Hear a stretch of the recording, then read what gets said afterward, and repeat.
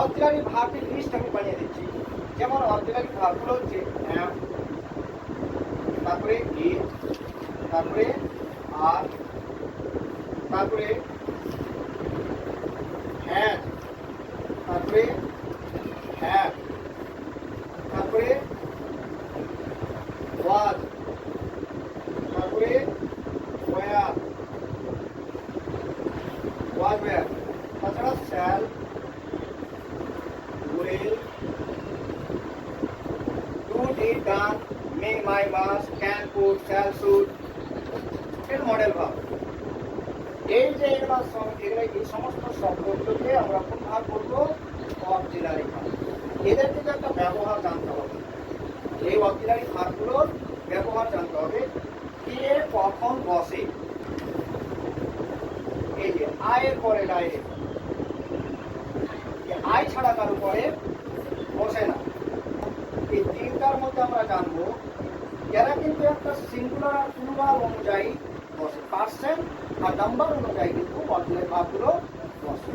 যেমন আমরা শর্টে বলি এই কিন্তু সিঙ্গুলারের ক্ষেত্রে বসে। একটা যদি আমরা নাউন বা প্রোনাউন যদি একজন বোঝাই তাহলে ইজ বসাবো। এটি মনে রাখবে, একটা বুঝালে ইজ বসবে, একের বেশি বুঝালে আর বসবে। এবার টেন্স অনুযায়ী বসে অবশ্য, কিন্তু আমরা শর্ট করে একদম বোঝাচ্ছি। নাউন প্রোনাউনটা যদি একজন হয়, একজন হয় বাক্যের মধ্যে, তাহলে কি বসাবো? একের বেশি হলে এও একই কাহিনী, একজন হলে, একের বেশি হলে ওই একই কথা, একজন হলে, একের বেশি হলে। আর এটি হচ্ছে ভবিষ্যতের জন্য ব্যবহার। ভবিষ্যৎ ফিউচার টেন্সে শ্যাল, কোন টেন্সে? ফিউচার টেন্সে ভবিষ্যতে কোনো কাজ করবো, করবোই। এখানে একটা ব্যাপার আছে, শ্যাল আর উইলের স্বভাবটা। শ্যাল বলতে বোঝে করবো, সিম্পল কথা। কি? Shall, I shall do it, I shall do it, আমি এটি করবো। আই শ্যাল ডু ইট, আমি এটি করবো। এবার যদি আমি বলে দিই আই উইল ডু ইট, আমি এটি করবোই, জোর লাগিয়ে দেবো। এটা জোর লাগানোর জন্য, আর এটা করতেও পারি, নাও করতে পারি। কিন্তু উইল যদি বইটা দিই তাহলে কিন্তু কাজ গ্যারেন্টি হয়ে গেল, আমি করবোই, মানে জিত ধরে নিয়েছি। তাহলে শ্যাল আর উইলের স্বভাব বুঝতে পারা গেল। এরা কি জন্য হয়? শ্যাল কখন হয়? শ্যাল সিম্পল কথা, আমি কাজটা করবো। আর যদি বলি will, I will do it, তাহলে কি বলবো? উইল লাগিয়ে দিলে কিনে জোর বুঝায়, করবোই, করবো থেকে এরকম একটা জোর। তাহলে কি এরা বসে, এ তো আয়ের পরে রিজার্ভ, শর্টকাট বুদ্ধি। এরা দুজনের মধ্যে আমরা কে কখন বসে বল? এই এক বছরের ক্ষেত্রে সিঙ্গুলারের ক্ষেত্রে বসে, এ বসে প্লুরাল, এ বসে সিঙ্গুলারের ক্ষেত্রে, এ বসে প্লুরাল, এও সিঙ্গুলার, এও প্লুরাল। আর এরা ভবিষ্যৎ। এ কখন? সাধারণ করবো, আর এটা করবোই, এরকম ক্ষেত্রে। দেখবো, দেখবোই, মারবো, মারবোই, তাহলে উইল। বুঝতে পারা গেল?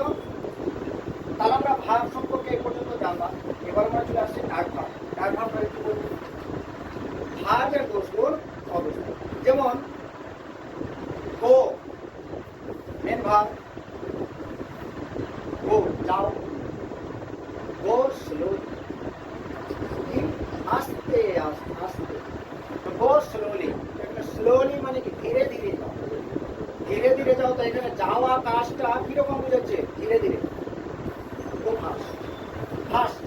দ্রুত যাও, তাড়াতাড়ি যাও। এই যে ধীরে ধীরে, তাড়াতাড়ি, এই শব্দগুলো কি? ভার্বের দোষগুণ অবস্থা হচ্ছে কাজটা কিরকম ভাবে হচ্ছে? আস্তে হচ্ছে না জোরে হচ্ছে, খারাপ হচ্ছে না ভালো হচ্ছে? কাজের ভালো মন্দ বুঝাবে, সেটা হচ্ছে কি? অ্যাডভার্ব। আর নাউন প্রোনাউনের ভালো মন্দ বুঝালে হয়ে যাবে অ্যাডজেক্টিভ।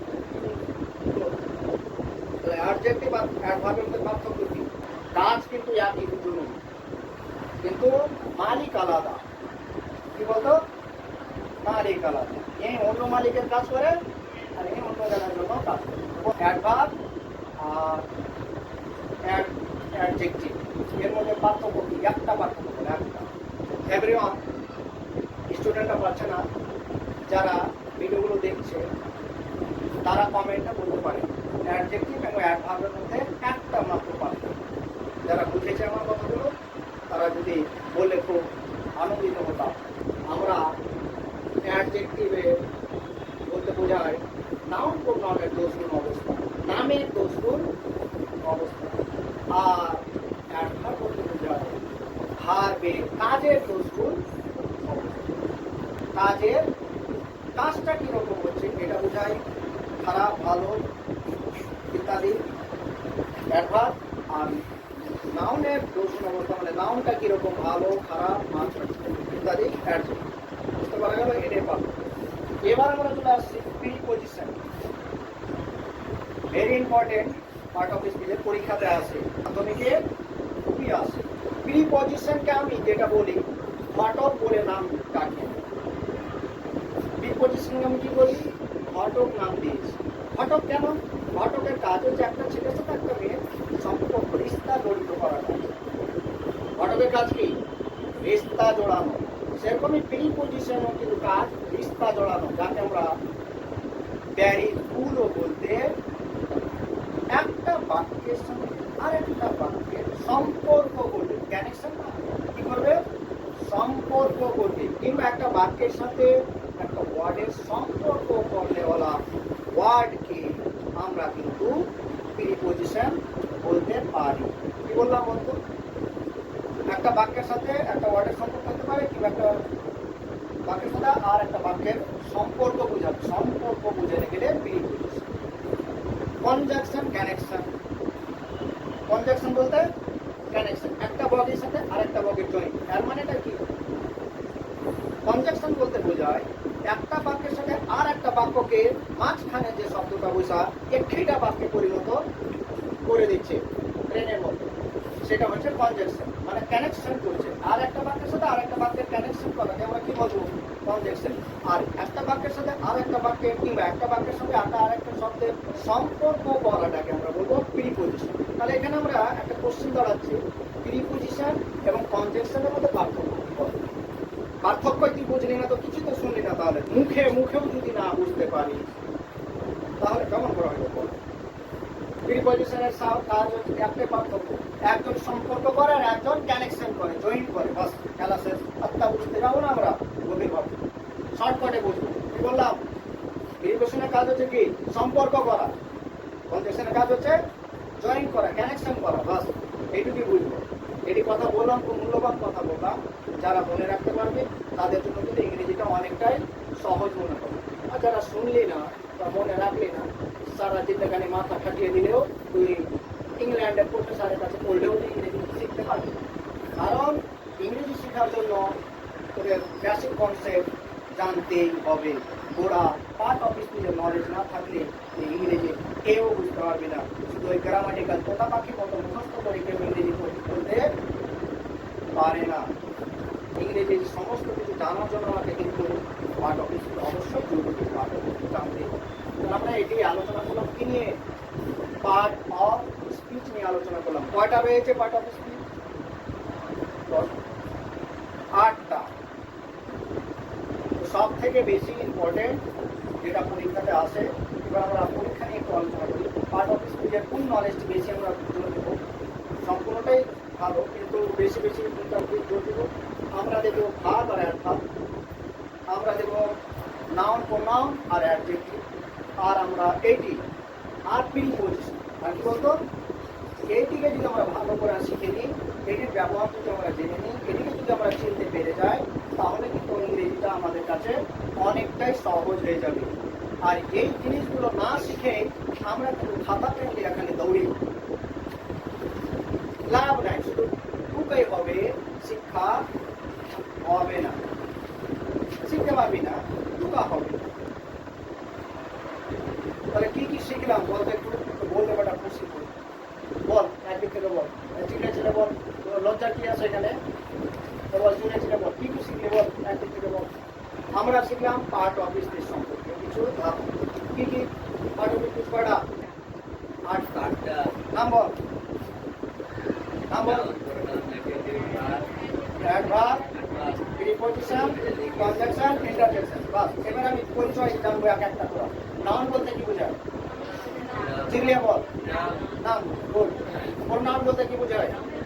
নামের বলতে যে শব্দগুলো ব্যবহার হয় তাকে আমরা প্রোনাউন বলি। অ্যাডজেক্টিভ বলতে কি বোঝায়? নাম বা প্রোনাউনের দোষ গুণ অবস্থাকে অ্যাডজেক্টিভ বলে। ভার্ব কাকে বলে? কাজ।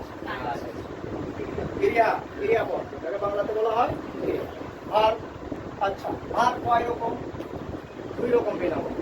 একটা মেন ভার্ব বা প্রিন্সিপাল ভার্ব, একটা হচ্ছে অক্সিলারি ভার্ব। যাকে অক্সিলারি ভার্ব মানে সাহায্যকারী ক্রিয়া। আচ্ছা সাহায্যকারী ক্রিয়া একটা উদাহরণ দিয়ে বোঝায়। একটা স্কুলে হেডমাস্টার কটা থাকে? একটা থাকে। কিন্তু হঠাৎ করে যদি কোনোদিন না আসলো হেডমাস্টার, কারণ হেডমাস্টার ছাড়া কিন্তু স্কুল চলবে না। একটা স্কুল চালানোর জন্য একজনকে হেড অবশ্যই হতে হবে, তাহলে কিন্তু স্কুল চালানো মুশকিল আছে। হেডমাস্টার যদি কোনো কারণে একটা মানুষ কোনো কারণে অ্যাবসেন্ট হতেই পারে, তাহলে কি স্কুল ছুটি হয়ে যায়? স্কুল তো চলে।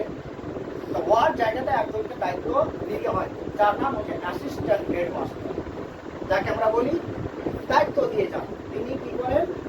একজন মাস্টারকে, একজন অভিজ্ঞ ভালো একজন জ্ঞানী লোককে কি করে দায়িত্ব দেয়, ভাই আমি যদি না আসি তুমি কিন্তু আমার কাজগুলো করবা। অফিসিয়াল অনেক কাজ থাকে, হেডমাস্টারের অনেক কাজ থাকে, তাই ও যদি না আসে তো উনি কাজটা করবেন, আর ওনারই কথা মতো অন্যান্য মাস্টারগুলো শুনবে। কিন্তু যদি ও বলে কি না আমি এখন স্কুলে ছুটি দিব, কারো কিছু বলার নেই, জবাব দিয়ে ও করবে, কিন্তু ও ছুটি দিয়ে দিতে পারবে। এই হচ্ছে অ্যাসিস্ট্যান্ট হেডমাস্টার কাজ। আবার কখনো কখনো কি আমরা দেখি যে হেডমাস্টার এসে আবার একটু দুটোই চলে এসছে, দুটো আসে কি আসে না? আসে। আবার কখনো কখনো দেখি হেডমাস্টার এসে অ্যাসিস্ট্যান্ট হেডমাস্টার আসেনি, হয় কি হয় না? হয়তো সেরকমই সেন্টেন্সের মধ্যে কখনো কখনো আমরা দেখবো মেন ভার্বই আছে, অক্সিলারি ভার্ব নাই। আবার কখনো কখনো দেখবো অক্সিলারি ভার্ব আছে, মেন ভার্ব নাই। আবার কখনো কখনো দেখবো অক্সিলারি ভার্বও আছে, আবার মেন ভার্বও আছে, দুইজনই এসছে। তো সেদিন তো একদম স্কুল জমজমাট চলবে। এর মানে সেই দিন সেই সময় বাক্যটা কিন্তু খুবই পূর্ণ বাক্য থাকবে, যখন বাক্যের মধ্যে মেন ভার্ব আর অক্সিলারি ভার্বটা দুজনই উপস্থিত থাকবে।